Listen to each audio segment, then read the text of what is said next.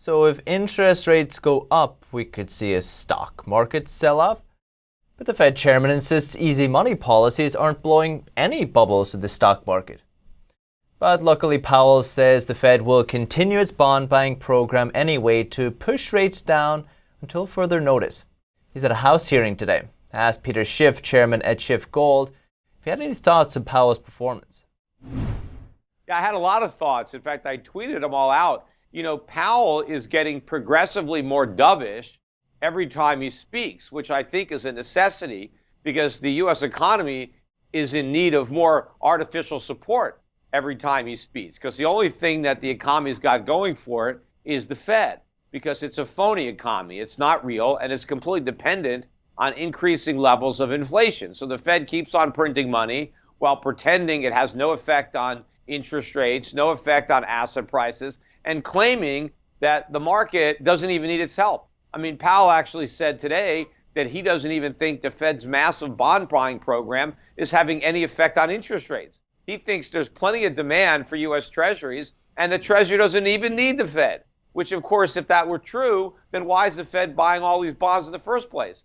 The truth is that's the only thing standing between us and complete economic collapse is the Fed, but the only thing standing between the Fed and collapse is the value of the dollar. And, you know, Powell today said that he doesn't think it matters how much money they print, that there's no longer a relationship between the supply of dollars and the value of those dollars. Well, the laws of supply and demand are still in effect. And if Powell keeps printing dollars, eventually there'll be no demand and the value, the price is going to collapse. And that's when it all hits the fan.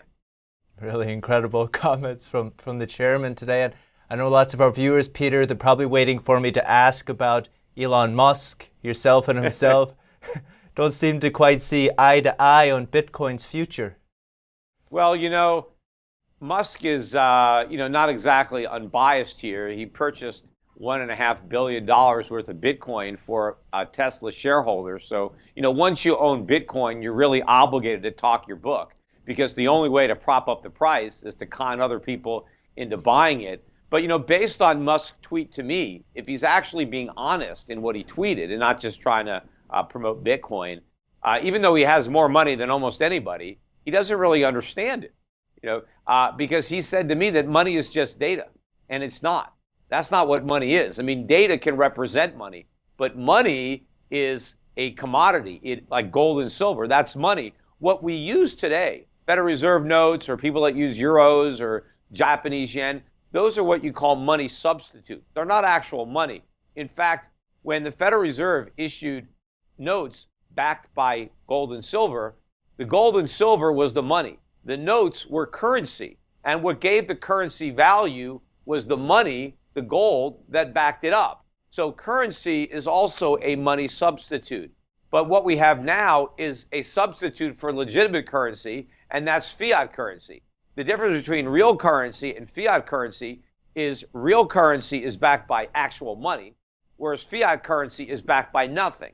The dollar is fiat currency. Bitcoin is fiat digital currency, but the problem is it doesn't even function as a currency. So it's really nothing. What Bitcoin really is a digital token. And you have people that are collecting Bitcoin and you have people that are trading Bitcoin. So it has a price. But that price is a function of all this speculation. But at the end of the day, these Bitcoin collections are going to have no value because there's nothing unique or scarce about Bitcoin, and the price is going to collapse.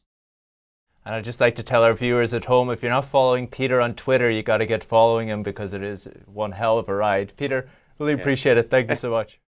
Sure thing. In one response, Musk just sent an eggplant emoji, nothing else. Now, Schiff says anytime he tweets people, they just send him the same emoji. Welcome to the new world.